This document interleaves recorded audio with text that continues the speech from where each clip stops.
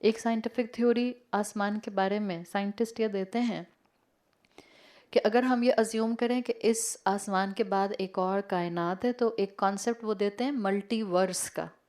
قرآن ایسے پڑھا جائے کہ قرآن آپ کی ہابی، قرآن آپ کا انٹرسٹ، قرآن آپ کا اٹھنا بیٹھنا، اور قرآن آپ کی چوائسز میں شامل ہو جائے، اور قرآن آپ کی گفتگو میں آنے لگ جائے۔ الحمدللہ، اللہ چاہتا یہی ہے، رحمان چاہتا یہی ہے کہ قرآن کے ساتھ میری اور آپ کی زندگی گزرے۔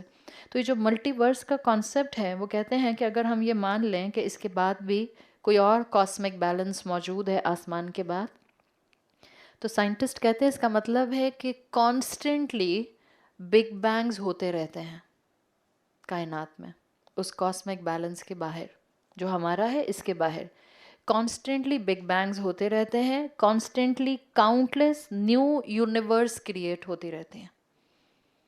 واللہ عالم، آپ جتنا ان چیزوں کو پڑھتے ہیں، کیا پتہ انہی کاسمک بیلنس میں، انہی نیو بگ بینگز میں، انہی نیو یونیورس میں ایک پلانٹ جنت کا ہو۔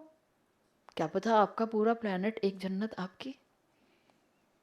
آخری انسان جو جنت میں داخل ہوگا، اس کی جنت کا سائز جو احادیث میں آتا ہے، اس دنیا جیسی 10 دنیا ہے۔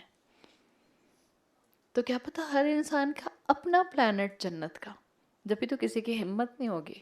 میری مرضی، آپ میری مرضی کر رہی ہیں نا، تو جنت is the perfect place to do میری مرضی۔ دنیا is not the perfect place to do میری مرضی۔ آپ جس وقت میری مرضی کریں گی، اس وقت آپ کو ایسی ٹھوکر لگے گی کہ آپ کہیں گی اللہ کوئی مجھے اپنی مرضی کرنے ہی نہیں دیتا۔ اگر آپ کو اپنی مرضی کرنی ہے تو اس پلانٹ کی فکر کریں جس کا نام جنت ہوگا، اور اللہ کے پاس خزانوں کی کمی نہیں ہے۔ اللہ چاہے تو ہم میں سے ہر ایک کو اپنا اپنا جنت کا پلانٹ دے دے، جبھی تو محل پہ محل کھڑے ہوں گے، اور جبھی تو آپ بور نہیں ہوں گے۔ سوچیں نا، اتنا سا جگہ جنت کی ہوگی تو 4 دن بعد تو بور ہو گئے۔ یہ وہ مقام ہے جس میں مجھے اور آپ کو کوشش کرنی ہے۔ آپ کو اگر ایک ریس میں بھاگنا ہی ہے، کمپٹیشن کرنا ہی ہے، محنت کرنی ہی ہے، قربانی دینی ہی ہے، یہ ہے میدان۔ دینا، دنیا میں تو کتنی بھی محنت کر لی، بہت اچھی پڑھائیاں بھی کر لیں، بہت اسٹیبلش بھی ہو گئے، بہت بزنس سیٹلڈ بھی ہو گئے، بہت بڑی بڑی کمپنیز بھی اپنی بنا لیں، بڑی ملز اور فیکٹریز بھی لگا لیں۔ At the end of the day موت تو آنی ہے، سب یہیں چھوڑ کر جانا ہے۔ یہ سب ہو اور ساتھ ساتھ جنت کی تیاری ہو، الحمدللہ، اور یہ سب ہو اور جنت سے غفلت ہو، تو یہ سب کا سب آپ کے اور میرے لیے وبال ہے۔ اللہ ہمیں اس مٹیریلزم کے شرک سے بچا کر رکھے۔ اللہ کبھی ہمیں دنیا کی نعمتوں میں ایسا نہ انڈلج کر دے کہ ہم اپنی آخرت سے، اپنے رب سے اور اپنے حساب کتاب سے غافل ہو کر رہ جائیں۔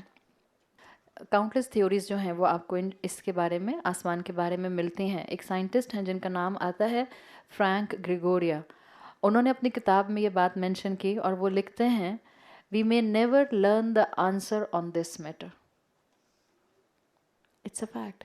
آئنسٹائن کو پڑھ لیجئے، آپ کو بہت سی چیزیں پتہ چلیں گی۔ اسٹیون ہاکنگس کو پڑھیے، ہاں ذرا ایمان مضبوط کر کے پڑھیے گا۔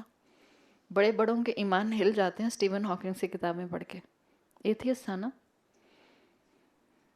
آپ دیکھیں، نان مسلم سائنٹسٹ لکھ رہا ہے "وی may never learn the answer on this matter", مگر آگے کیا لکھتا ہے "but we will keep looking for the answers". It's okay, الحمدللہ، اللہ نے خود کہا ہے جاؤ تفکر کرو، افلا تتفکرون، جاؤ عقل کا استعمال کرو۔ اللہ نے تم کو انٹلیکٹ دیا، اس کو استعمال کرو۔ عقل استعمال کرنے کو، ڈیولپمنٹ کرنے کو، سائنس میں انوینشنز کرنے کو، سائنس میں دنیا کے فائدے کے لیے آگے بڑھنے کو اسلام منع نہیں کرتا۔ ہاں، شریعت کے دائرے نہیں ٹوٹنے چاہیے، انسان کو اپنی حدود کا خیال رکھنا چاہیے۔ تو اللہ تعالیٰ نے یہ جو سلیکشن کیا ہے اس جگہ پر، اس انداز کا، اس آیت میں وَالسَّمَاءَ رَفَعَهَا، اس میں مفسرین کہتے ہیں کہ اس آسمان کی جو اللہ نے یہاں پر ایک طاقت کو بیان کیا ہے، وہ طاقت آپ کو اس انداز میں نظر آ رہی ہے، اور سائنٹیفکلی اس چیز کو سمجھنے کے بعد آپ کو مزید اس کو سمجھ آتا ہے۔ آگے فرمایا وَوَضَعَ الْمِيزَانَ، وَوَضَعَ الْمِيزَانَ، ہی سیٹ دا اسکیل، آسمان کو بلند کیا اور ترازو رکھا۔ دیکھیں آسمان کو سیٹ کیا، اگر میں آپ میں سے کتنے لوگوں کو پتہ ہے کہ آسمان نیلا کیوں ہے؟ بعض پہلے تھیوریز آئی تھیں بہت پہلے تو وہ کہتے تھے کہ کیونکہ دنیا 70% واٹر ہے اور پانی نیلا ہوتا ہے تو پانی کا شیڈ جو ہے وہ آسمان پر آتا ہے. سو ہاؤ اباؤٹ صحرا؟ وہاں پہ تو آسمان پھر اورنج، یلو، براؤن نظر آنا چاہیے. It's not like this. آسمان نیلا کیوں ہے؟ آپ کہیں گے گھر جا کے ہم سب سائنٹسٹ بن گئے. آسمان نیلا کیوں ہے؟ آسمان میں 2 فیکٹرز ہیں اس کے نیلے نظر آنے کے. ایک فیکٹر ہے اس کے مختلف گیسز کا جو کمبینیشن ہے، اور دوسرا فیکٹر ہے سورج کی روشنی جو مختلف اسپیکٹرم سے آتی ہے اور پھر وہ مختلف میڈیمز میں سے گزرتی ہے. 2 فیکٹرز مل کر آسمان کو بلو کلر کا دکھاتے ہیں. اب میں آپ کو پرزم اسٹڈی نہیں کرا سکتی ہوں کہ وائٹ لائٹ کے اندر جو 7 فریگمنٹس ہوتے ہیں وہ اس میں سے کون سا اسٹرانگ ہوتا ہے اور کون سا ہلکا ہوتا ہے، بٹ صرف اتنا یاد رکھیں آسمان نیلا کیوں نظر آتا ہے 2 فیکٹرز کی وجہ سے. 1 due to the combination of different gases. دوسرا جو لائٹ اسپیکٹرم ہے، جو سورج کی سفید روشنی آتی ہے وائٹ لائٹ، اس میں رینبو کی طرح 7 لائٹس ہوتی ہیں. تو اس میں جو اسٹرانگسٹ ہوتی ہیں وہ اپنی ایک ویو لینتھ کے ساتھ جب سرٹن کسی میڈیم پر ٹکراتی ہیں تو آپ کو یہ بلو لائٹ جو ہے یہ نظر آتی ہے. اللہ تعالیٰ ہمارے لیے اس رمضان ہم پر ایمان کے ایسے دروازے کھولے کہ ہم آئندہ کبھی گناہ کی طرف، غلطی کی طرف اور اللہ سے دور جانے کی طرف سوچیں بھی نہیں.